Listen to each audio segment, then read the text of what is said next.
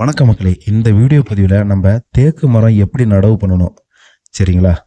என்ன ரகம் ஃபஸ்ட்டு இருக்குது, எப்படி நடவு பண்ணணும், எத்தனை வருஷம் கழிச்சு வெட்டணும், அதுக்கப்புறம் வந்துட்டு என்னென்ன ஊடுபயிர் பண்ணணும், ஸ்டார்டிங்லேருந்து என்னென்ன ஊடுபயிர் பண்ணணும், வருஷத்துக்கு வருஷம் என்னென்ன ஊடுபயிர் மாற்றணும், அதுக்கப்புறம் 20 வருஷம் வரைக்கும் என்னென்ன ஊடுபயிர் செஞ்சால் உங்கள் மரத்துக்கான லாபம் தனியாக இருக்க போக ஊடுபயிருக்கான லாபமும் அதிகமாக வரும் அப்படிங்கிறத இந்த வீடியோ பதிவில் பார்க்க போகிறோம். வாங்க நண்பர்களே, ஃபஸ்ட்லேருந்து பார்க்கலாம் வாங்க. ஃபஸ்ட்டு வந்துட்டு ரகம் சூஸ் பண்ணுங்க. வந்துட்டு நாட்டு தேக்கு மரம் நடுறீங்களா, இல்லை வந்துட்டு பர்மா தேக்கா, இல்லை வந்துட்டு நிலம்பூர் தேக்கா, இல்லை வந்துட்டு ஹைபிரிட் தேக்கா அப்படின்னு வந்துட்டு சூஸ் பண்ணிக்கிங்க, சரிங்களா? இதை சூஸ் பண்ணிக்கிட்டு இதில் வந்துட்டு எங்கெங்கே வாங்கலாம்னா, நாட்டு தேக்கு வாங்குறீங்கன்னு நினச்சிங்கன்னா வந்துட்டு வனத்துறை, அதுக்கப்புறம் பார்த்தீங்கன்னா வந்துட்டு ஈசா நர்சரி. இதில் வாங்கினீங்கன்னா நாட்டு தேக்கு வந்துட்டு வனத்துறையில் வாங்கினீங்கன்னா 0 பட்ஜெட்டு. இதில் ஈசா நர்சரியில் வாங்கினீங்கன்னா ஒரு கன்று 5 ரூபா. அதுக்கப்புறம் பார்த்தீங்கன்னா வந்துட்டு மீதி 3 ரகம் பார்த்திங்கன்னா வந்துட்டு பர்மா தேக்கு, நிலம்பூர் தேக்கு, அதுக்கப்புறம் வந்துட்டு ஹைபிரிட் தேக்கு. இது எல்லாமே பார்த்தீங்கன்னா வந்துட்டு மற்ற நர்சரியில் வந்துட்டு வேறு நர்சரியில் வாங்கிக்கலாம். இது எல்லாமே கொஞ்சம் ரேட் அதிகமாக தான் இருக்கும், சரிங்களா? இந்த மாதிரி வாங்கிட்டு வந்து நடவு பண்ணணும்னு பார்த்தீங்கன்னா 10க்கு 10 அளவு எடுத்துக்கணுங்க. 10க்கு 10 அளவில் வந்துட்டு ஒவ்வொரு அகலத்தில் பார்த்தோன்னா 10க்கு 10, கண்ணு பார்த்தீங்கன்னா வந்துட்டு நீளத்தில் 10க்கு 10. இதுதான் ஒரு கன்று. எப்படி ஃபஸ்ட்டு வந்துட்டு நடணும்னா 2க்கு 2 2 அந்த மாதிரி வந்துட்டு குழி பறிச்சுக்கணுங்க வந்துட்டு, சரிங்களா? 2க்கு 2 அகலம், நீளம் 2க்கு 2, ஆழம் பார்த்தீங்கன்னா 2 அடி. இந்த மாதிரி குழி பறிச்சுக்கிட்டு அதில் 10 கிலோ தொழு உரம், அதுக்கப்புறம் வந்துட்டு 50 கிராம் வந்துட்டு வேப்ப புண்ணாக்கு, 50 500 கிராம் வேப்ப புண்ணாக்கு, 50 கிராம் அசோஸ்பைரலம், அப்படிலாம் வந்துட்டு பாஸ்போ பாக்டீரியா, இதெல்லாம் வந்துட்டு போட்டுக்கணும். போட்டுக்கிட்டு மிக்சிங் பண்ணி கீழே இதில் வந்துட்டு ஒரு கீழே கொஞ்சம் பாதி கொட்டிட்டு அதுக்கப்புறம் கண்ணை வச்சு கண்ணுக்கு சைடில் அதுக்கப்புறம் பார்த்தீங்கன்னா மேலே வந்துட்டு வண்டல் மண் இல்லைனா செம்மண் கொஞ்சம் கொட்டிக்கணும். இந்த மாதிரி தான் வந்துட்டு இந்த கண்ணை ஃபஸ்ட்டு வந்துட்டு நடணுங்க. கண்ணை நட்டதுக்கப்புறம் பார்த்தீங்கன்னா வந்துட்டு சொட்டு நீர் போட்டிங்கன்னா ரொம்ப பெஸ்ட்டு. சொட்டு நீர் இல்லை, நார்மலாக தண்ணி பாய்ச்சிருங்கன்னா வந்துட்டு எப்பயும் போல் வந்துட்டு கண்ணுக்கு ஓரத்தில் வந்துட்டு வாய்க்கால் பறித்து தண்ணி வந்துட்டு எப்பயும் போல் வந்துட்டு பாய்ச்சிக்கலாம், சரிங்களா? இது வந்துட்டு எப்படி ஃபஸ்ட்டு வந்துட்டு தண்ணீர் பாய்ச்சணும்னா, மொதல் வருஷம் பார்த்திங்கன்னா வந்துட்டு 5 நாளைக்கு ஒரு டைம் தண்ணீர் கம்பல்சரி பாய்ச்சணுங்க மொதல் வருஷம். 2வது வருஷம் பார்த்தீங்கன்னா வந்துட்டு 10 நாளைக்கு ஒரு டைம் தண்ணீர் பாய்ச்சினா போதுங்க. 2வது வருஷம் 10 to 5 நாள், 2வது வருஷமும் 3வது வருஷமும். 4வது வருஷத்துலேருந்து பார்த்தீங்கன்னா வந்துட்டு 1 மாதத்துக்கு ஒரு டைம் தண்ணீர் பாய்ச்சினாலே போதுங்க, சரிங்களா? அது வந்துட்டு வெயில் காலமாக இருந்தால், மழைக்காலமாக இருந்தால் கூட வந்துட்டு விட்டுடலாம். ஏன்னா வந்துட்டு அந்த மழையே போதும் அதுக்கானது. இவ்வளோ தாங்க 20 வருஷத்துக்கானது.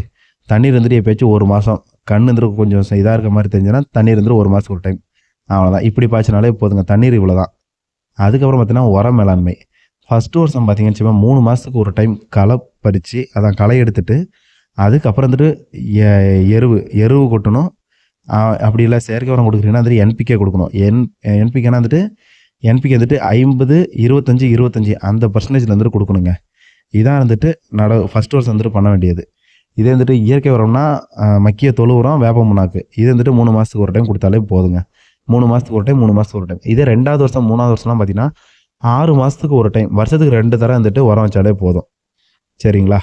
இதே 3வது வருஷமும் அப்படி தான். 4வது வருஷம் பார்த்தீங்கன்னா வந்து வருஷத்துக்கு ஒரு டைம், 4 வருஷத்துலேருந்து 20 வருஷம் வரைக்கும் வருஷத்துக்கு ஒரு டைம் 20 கிலோ நல்லா மக்கிய தொழு உரம் கொண்டாந்து போட்டாலே போதும். அது கூட வந்துட்டு மண்புழு உரம் கொட்டினாலும் ரொம்ப நல்லது. வேப்ப புண்ணாக்கு வைக்கணும் ஒவ்வொரு கிலோ, அவ்வளோதாங்க வந்துட்டு தேவை. இவ்வளோ தாங்க இதோட மெயின்டெனன்ஸு. இதோட இன்னும் ஒரே ஒரு இதில் வந்துட்டு இன்னும் ஒன்று இருக்குங்க, கவாத்து பண்ணுறது. 2 வருஷத்துக்கு அப்புறம் 2 வருஷத்துலேருந்து வந்துட்டு கவாத்து பண்ணுறது மட்டும் இருக்குங்க.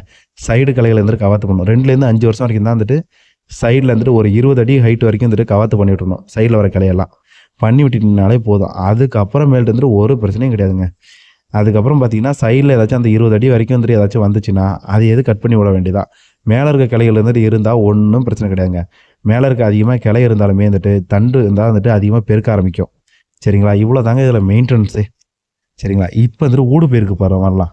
என்னென்ன ஊடு பயிர் பண்ணலாம்னா, ஃபஸ்ட்டு வருஷம் மட்டும் பார்த்தீங்கன்னா வந்துட்டு கண்ணுக்கு மேலே ஹைட்டாக வளர எந்த ஊடு பயிரும் பண்ண வேண்டாம், சரிங்களா? ஃபஸ்ட்டு பார்த்தீங்கன்னா வந்துட்டு கடலச்செடி நடவு பண்ணிக்கிங்க. ஆடி மாதம் நடவு பண்ணிங்கன்னா வந்துட்டு ஆடி மாதம் நடவு பண்ணும்போது 3 மாதம் கடலை, அதுக்கப்புறம் ஒரு 2 மாதம் பார்த்தீங்கன்னா அது 2 to 2.5 மாதம் பார்த்தீங்கன்னா உளுந்து, சரிங்களா? இதை மட்டும் நடவு பண்ணுங்க. அதுக்கப்புறம் பார்த்தீங்கன்னா வந்துட்டு கொஞ்சம் ஹைட்டு கன்று வளர்ந்துருச்சுன்னா சோளம் போடுங்க. இல்லைனா வந்துட்டு சோளம் கூட போட வேண்டாம். ஏன்னா வந்துட்டு சோளம் வந்துட்டு வளர்த்தியாக வளரும். அதனால் வந்துட்டு சோளம் கூட போட வேண்டாம். நீங்கள் மறுபடியும் கூட வேர்க்கடலையே நடவு பண்ணாலும் நடவு பண்ணிக்கலாம், சரிங்களா? அது கொல்லைக்கு முக்கியமாக சத்து சேர்க்குற பயிராக மட்டும் வந்துட்டு நடவு பண்ணுங்க. இல்லை இது இல்லாமல் வந்துட்டு இன்னும் ஊடு பயிரெலாம் இருக்குதுங்க. இதில் வந்துட்டு வாழை நடவு பண்ணலாம். கரும்பு 2வது வருஷத்துக்கு அப்புறம் பார்த்தீங்கன்னா வந்துட்டு நீங்கள் கரும்பு நடவு பண்ணலாம். நீங்கள் வந்துட்டு பார்த்தீங்கன்னா 5 வருஷம் வரைக்கும் கூட 10 வருஷம் வரைக்கும் கூட வந்துட்டு 10 to 5 வருஷம் வரைக்கும் கூட கரும்பு நடவு பண்ணலாம். ஒன்றுமே ஆகாது.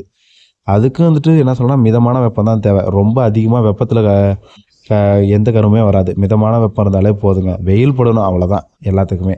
அடுத்து பார்த்தீங்கன்னா வாழையும் அப்படி தான். சரிங்களா? மீதி என்ன ஊடு பயிர் வேணாலும் நீங்கள் பண்ணிக்கலாங்க. வருஷத்துக்கு ஊடு பயிர்லேருந்து நீங்கள் 1,50,000 ரூபா 2 லட்ச ரூபா எடுக்கலாம். நீங்கள் வந்துட்டு உளுந்து கடலையும் போட்டாலுமே போதுங்க. 2 டைம், ஃபஸ்ட்டு டைம் உளுந்து போட்டு கடலை போடுறீங்களா, கடலையிலேருந்து 50,000 கூட லாபம் வராது. அசால்ட்டாக வருங்க 3 மாதத்தில். உளுந்து போட்டிங்கன்னா அதுலேருந்து 30,000 லாபம் வரட்டுங்க. 80,000 ரூபா ஆச்சு. அதுக்கப்புறம் மறுபடியும் கடலை போட்டிங்கன்னா அதில் ஒரு 50,000 லாபம் வந்துடும். அவ்வளோதாங்க வந்துட்டு 1,50,000 லட்ச ரூபா 1 லட்ச ரூபாயா 1 லட்ச ரூபா சம்பாதிங்க வருஷத்துக்கு. 20 வருஷத்துக்கு 20 லட்சம் ஆயிடுச்சு இது தனியாக. சரிங்களா? இவ்வளோ தாங்க வந்துட்டு ஊடு பயிர் பண்ணுறதெல்லாம் வந்துட்டு. 2வது வருஷம் பார்த்தீங்கன்னா வந்துட்டு நீங்கள் கரும்பு பார்த்தீங்கன்னா வந்துட்டு தயவு செஞ்சு வந்துட்டு அந்த உள்ளூர் ரகத்தை எதுவும் போடாதீங்க. வெளி மாநிலத்திலேருந்து ரகம் ஏதாச்சும் வந்துட்டு கேட்டு, இல்லைன்னா வந்துட்டு நர்சரியில் பார்த்தீங்கன்னா வந்துட்டு நல்ல ஈல்டு வர ரகமாக பார்த்து போட்டிங்கன்னா உங்களுக்கு லாபம் வரும். சரிங்களா? இது ஒரு 10 வருஷம் வரைக்கும் வந்துட்டு பயிரலாங்க. அதுக்கப்புறம் பார்த்தீங்கன்னு வச்சுக்கோங்களேன், மிளகு செடிக்கு இறங்கிருங்க. உங்கள் கொல்லை பார்த்தீங்கன்னா வந்துட்டு கொஞ்சம் கூலிங்காக இருக்கும். மிளகுக்கு ஏற்ற டெம்பரேச்சரில் இருக்கும். அதனால வந்துட்டு நீங்கள் மிளகு கொண்டாந்து நடவு பண்ணினீங்கன்னா அதை 10 வருஷத்துலேருந்து அடுத்த 10 வருஷம் வரைக்கும் மிளகுலேருந்து லாபம் வரும். மிளகு நட்டு 6 மாதத்துலேருந்து காய் காய்க்கிற மிளகு இருக்குது. 3 வருஷத்துக்கு அப்புறமும் காய் காய்க்கிற மிளகு இருக்குதுங்க. செடி மிளகு, கொடி மிளகு 2 இருக்குது. சரிங்களா? நம்ம இடத்துக்கு எது வருமோ உங்கள் வயலுக்கு ஏற்ற மாதிரி நீங்கள் வந்துட்டு ரகத்தை வந்துட்டு சூஸ் பண்ணி நடவு பண்ணிக்கிங்க. சரிங்களா? அந்த மிளகுலேருந்து வர லாபமே அதிகமாக வரும். அந்த லாபமே ரெகுலராக வரணும்னு நினச்சிக்கன்னா 20 வருஷத்தில் தேக்க மரத்தை வெட்டாமல் 50 வருஷம் வரைக்கும் விடுங்க. 50 வருஷம் வரைக்கும் விட்டிங்கன்னா வந்துட்டு ஒரு கன்று 10,000 போகிறது 50,000 போகும். சரிங்களா? ஏன் இன்னும் 10,000 சேர்த்து விற்கணுமா? 20,000 போனாலுமே உங்களுக்கு லாபம் தானே.